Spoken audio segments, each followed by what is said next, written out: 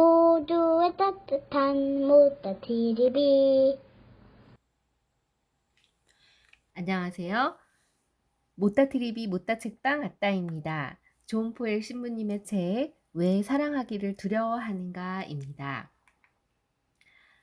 1부와 2부에 걸쳐서 두 번으로 할 건데요. 오늘은 그 1부, 나는 왜 사랑하기를 두려워하는가입니다. 소명으로서의 사랑. 자기가 사랑받고 있다고 깨닫고도 그 사랑에 응답하지 않는 사람은 드물 것입니다. 반면 우리 생활 속에 사랑이 없다면 하느님의 사랑에 대해서도 우리 마음을 다하여 목숨을 다하여 정신에 다해서 사랑을 응답하고 일으키기는 어려울 것입니다. 사랑 없는 사람에게 하느님의 영상은 신에 대한 경외심만 강요하는 두렵고 무서운 우상이 되고 맙니다. 하느님을 단순히 인간적인 모습으로 생각하도록 하는 끊임없는 유혹과 이단의 실마리가 되어버리기도 합니다.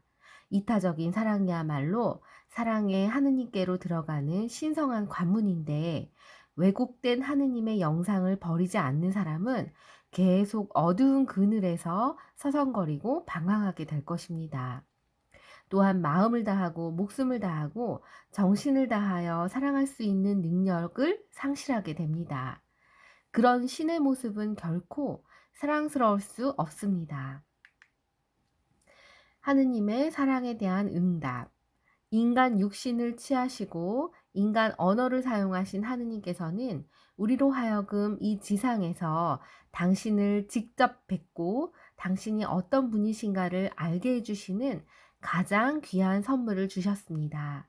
언젠가는 우리 모두 하느님을 만나게 될 텐데 그때 우리가 자책감에 당황하고 몸둘 바를 모른다면 그것은 심각한 문제입니다. 내 상처가 어디 있느냐? 너무 늦게 제가 당신을 사랑하게 되었나이다. 사랑의 의미. 진심으로 온 마음을 모아서 타인의 행복과 성취를 빌 수 있는지, 남들이 나를 위해 무엇을 해주기를 요구하기 전에 남을 위해 내가 무엇을 해줄 수 있을까? 이것을 항상 염두하는가요?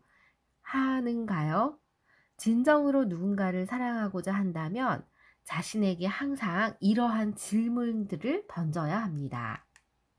사랑이 없는 세상에서의 인간의 고통은 우리가 고통에 처했을 때 비록 그 고통이 치통처럼 일시적이라도 우리는 그저 우리 자신만을 생각하고 있다는 것입니다. 대부분이 자신들의 고통에 억눌려서 기도 펴지 못합니다. 남을 사랑하는 것은 엄두도 못 낼 수밖에 없습니다. 인간과 인격. 우리는 각자 다른 모습을 가지고 태어나지만 처음 태어났을 때는 꽃이나 나무의 싹처럼 가려져 있는 상태입니다. 새싹은 충분한 태양열과 흙의 자양분을 충분히 받아야 꽃 피우고 그 안에 잠재한 아름다움을 드러내듯이 사람도 마찬가지입니다.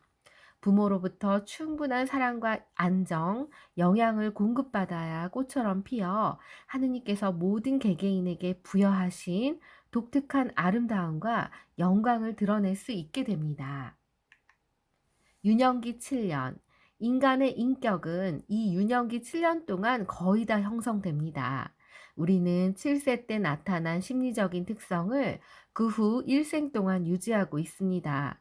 유년기 7년 동안 얻은 심리적인 상처나 또 어떤 형태로든지 평생 동안 남아있는데 유년기의 심리적인 상처, 후유증, 그 후 생활환경에 따라서 악화되기도 합니다. 인생을 살아가면서 직면하는 세 가지 감정 가운데 하나가 바로 근심입니다. 알 수 없는 공포심, 괴롭히는 주체가 무엇인지 확실히 모르는데도 마음속의 불안이 끊이지 않는 상태를 근심이라 할 수 있는데요. 근심은 때로 신경계통이나 소화기 계통의 장애로 나타나기도 합니다. 고통에 가득 찬 현실로부터의 도피, 대처수단인 공포증 등의 병적 근심을 통해서 일반적인 근심을 잠시나마 잊게 되는데 그 근원을 알아내는 것은 쉽지 않습니다. 뱃속의 아기는 어머니의 피의 흐름에 절대적인 영향을 받는데 태아는 똑같이 영향을 받습니다. 임신 기간 중에 형성되는 뇌세포와 신경조직에 저장되며 임신 중에 어머니가 시종일관 정서적으로 불안하면 아이의 근육은 수축하고 혈관의 화학작용에 의해서 전달된 감정적인 불안을 받아들이고 간직하면서 태어날 이 세상은 몹시 불안한 곳으로 여길 수 있습니다. 인생을 고통으로 느끼는 두 번째 감정은 죄책감입니다. 죄책감에 대해서 말할 것은 실제적인 죄와 전혀 상관이 없다는 점이고, 죄책감은 도덕적인 악이나 죄를 지었다고 스스로를 끊임없이 괴롭히는 생각입니다. 또 자신이 처벌받기를 원하고 있는 것으로 공포심이 근심, 범위를 제한하듯이 죄책감은 소심증으로 범위를 한정합니다. 돌멩이 하나가 신발 속에 들어가면 걸을 때마다 아픔을 느끼는 것처럼 소심한 사람은 인생의 길을 걸을 때 자기 상상의 죄로 인해 간헐적으로 고통을 겪습니다. 이들은 보통 가상의 잘못이나 죄에 집중합니다. 죄책감의 근원은 대부분이 엄격하고 거친 부모들로 인해서 아이들을 훈육한다는 미명 아래 폭발적인 분노나 개인적인 불편으로부터 오는 짜증을 정당화합니다. 아이의 관점에서 생각하지 않기 때문에 아이는 그저 나쁘다라는 생각이 기억에 박혀버립니다. 그래서 마거린 미드는 아이를 꾸짖거나 벌을 줄 때도 그 아이가 사랑받고 있다고 느낄 수 있게 해야 한다고 주장합니다. 감정적으로 주어진 벌은 열이면 열 모두 잘하는 아이에게 대단히 위험합니다.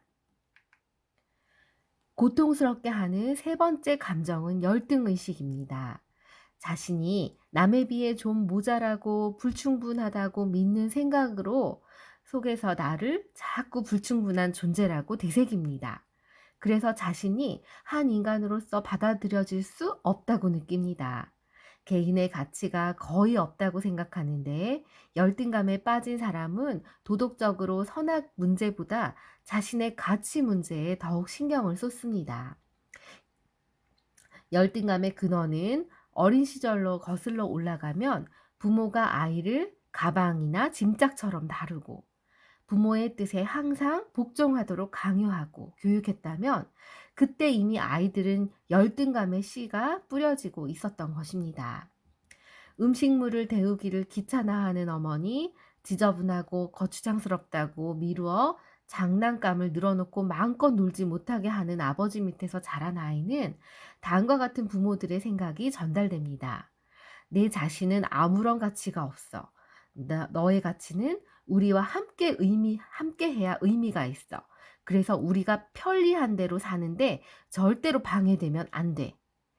이런 훈련이 정도를 지나치게 되면 아이는 자신의 모든 가치가 부모의 열망과 편리를 존중하는 데 있다고 믿게 됩니다. 그때도 아이는 본능적으로 자기 자신은 아무런 가치가 없다는 결론에 도달하게 되며 이것은 결국 아이가 일생 동안 자신감을 상실하게 되는 커다란 원인이 됩니다. 아이에게 세상을 살아가는 지혜를 가르치는 가장 효과적인 방법은 화를 내거나 엄하게 꾸짖는 게 아니라 행동으로 모범을 보여야 합니다. 풍선 부는 법을 가르칠 때 하나하나 설명하기보다는 부모가 먼저 풍선을 불어보면 아이들은 본능적으로 모방성을 통해 거의 단번에 풍선을 불게 됩니다. 훈육이라는 그럴싸한 말 속에 자신들의 이기적인 편리 추구를 숨기고 있는 부모들은 어느새 아이들에게 불행만 가져다 줄 자기 중심적인 사고방식과 습관을 심어주고 맙니다. 유년기 7년은 인간의 일생에 매우 결정적인 시기이며 인생의 근본 방향을 결정짓는 갈림길입니다. 이는 곧 타인과 그들의 행복을 위해서 사랑의 길로 가느냐, 아니면 자기 자신의 만족감만을 추구하는 욕망의 길로 들어서느냐 하는 것입니다. 전자는 사랑을 주는 것이고 후자는 사랑을 받으려고 애쓰는 것이지요. 이런 아이들이 순진하게 모방하게 마련인 부모들의 행동으로 보여주는 교훈의 내용에 의해서 아이는 좌우됩니다. 자신의 모습, 가장 인간적인 행동의 근본에는 자기 자신에 대한 이미지가 존재합니다. 로저스는 우리가 있는 그대로 받아들여지고 우리가 하는 일로 사랑을 받는 상호작용을 통해 현실과 자아 개념이 서로 조화를 이루고 결국 자신을 인식하고 인정하게 된다고 주장합니다. 공감하고 배려하는 태도를 보여주어야 있는 그대로 자신을 알고 받아들이는데, 멸시하거나 공격하는 거친 비만은 자기 인식을 돕기보다는 그것을 더욱 심각하고 어렵게 합니다. 라푼젤에서 보면은 늙은 마녀는 습관적으로 라푼젤이 추하다고 말하면서 붙들어 두고자 세뇌시킵니다. 매혹적인 왕자를 발견하고 왕자가 머리를 타고 올라가게 해서 사랑하는 이의 눈에 비친 아름다운 자신의 모습을 보게 되었고, 추함이라는 상상 속에 묻어 있던 학대로부터 해방되었습니다. 라푼젤은 탑이 아니라 마녀가 너무 자주 너무나 효과적으로 표현한 자신이 추함에 대한 두려움에 감금되어 있었던 것입니다. 우리가 진실로 자유롭게 되려면 우리는 다른 사람의 눈에 비친 우리 자신의 선함과 아름다움을 볼 필요가 있습니다. 무의식적인 자기 방어 수단, 불안, 죄의식, 열등의식의 망상에서 우리 자신을 보호하려는 자기 방어 심리를 잘 드러내는데, 스스로를 부당하다고 생각하고 추하다고 생각할 때 자신을 드러내기보다는 의식적으로 가면을 씁니다. 가면으로 가려진 삶은 더 안전해 보이지만 사실은 외로운 삶입니다. 참된 것과 점점 단절되어 가고 인격의 빈곤을 느끼게 합니다. 가면의 가장 큰 슬픔은 진실한 세계, 우리의 잠재적인 성숙과 만족감을 지고 있는 다른 사람들과의 모든 참된 관계를 스스로 끊어버린다는 것입니다. 가면을 쓰고 연기하는 삶은 인간적인 성장이 불가능하게 합니다. 가면은 오로지 필요할 때만 써야 하는 것을 우리는 깨닫지 못할 때, 벽과 벽끼리 피상적인 만남만을 가지게 되면 우리는 허세나 거짓을 직시해야 하며 내면의 고독이나 고통을 경감시켜야 합니다. 잠재의식, 어떤 현상을 잊어버리고 싶어 하고 또 고의적으로 그것을 잠재의식 속에 숨길 때 이것을 억압이라고 합니다. 또 우리 자신으로부터 발견된 어떤 태도나 감정적인 반응이 별 가치 없다고 여겨서 잠재의식 속에 집어넣어 버릴 때 이를 억제라고 합니다. 잠재의식에 지나치게 매달리면 아주 불안해지기 마련인데, 불안이 싹트는 가장 확실한 원인을 우리는 모릅니다. 왜냐하면 잠재의식 속에 파묻혔기 때문입니다. 강력한 억제 욕구를 가진 사람은 자신을 속이면서 사악하고 교묘한 방법으로 자기 희열을 추구하는데, 술은 가끔 잠재의식 속에 억제감의 문을 엽니다. 술 취해서 적개심을 드러내고 억제된 반감을 터놓기도 하는데, 성별, 장소를 막론하고 여러 사람을 팔로 껴안고 싶어하는 사람은 사랑받기 위해 억제된 무언가를 털어내고 있는 사람입니다. 감정적인 전이, 우리의 욕구를 남에게 전이시키는 잠재의식 과정으로 자신이 중요하다는 욕구를 나타낼 때 안하무인격으로 뻐기거나 남을 지배하려고 합니다.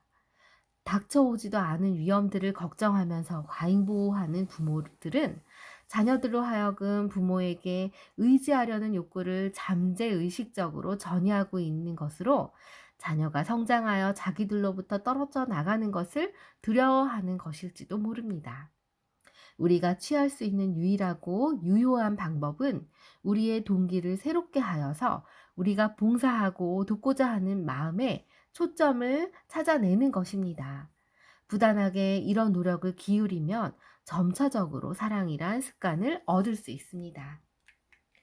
인격의 힘이 진실하고 뜻깊은 우정을 경험할 수 없을 정도나 재능의 적절한 부분을 발휘할 수 없을 때 방해가 된다면 전문적인 도움을 꼭 받아야 합니다. 우리는 자신을 표현할 수 있어야 하고 타인의 거부 반응에 두려움 없이 자신을 내보일 수 있어야 합니다. 자신이 가진 문제들을 우리 내면에 가지고 있을 때 연기처럼 모호하나 그것을 남에게 털어놓게 되면 있는 그대로의 자신의 모습을 받아들이는 능력을 얻어서 자아의 성장을 촉진시키게 됩니다.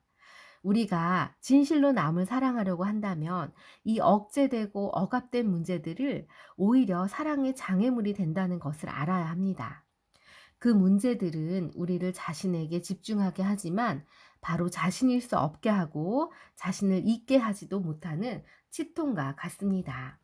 이상 1부를 끝내고 2부도 이어서 시청 바라겠습니다. 들어주셔서 감사합니다.